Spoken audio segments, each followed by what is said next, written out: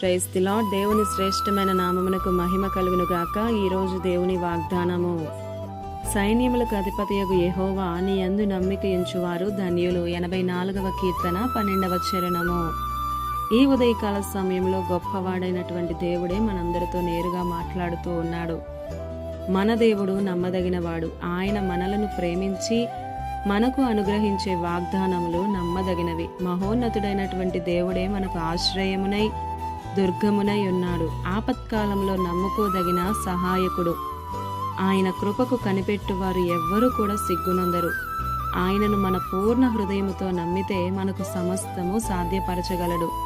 ఈ లోకంలో ఉన్నవారికి కావచ్చు, వాగ్దానం వింటున్న నీకైనా నాకైనా ధన్యకరమైన జీవితం జీవించాలని ఆశ ఎవరికి ఉండదు చెప్పండి? మనుషులను నమ్ముకొనుట కంటే యెహోవాను ఆశ్రయించుటే ఎంతో మేలు. ఆయనను ఆశ్రయించిన వారికి ఆయన సిద్ధపరిచిన మేలు ఎంతో గొప్పది. నా దేవుని యందు నమ్మిక ఉంచువారు కదలక నిత్యము నిలుచు సియోను వలె ఉంటారు.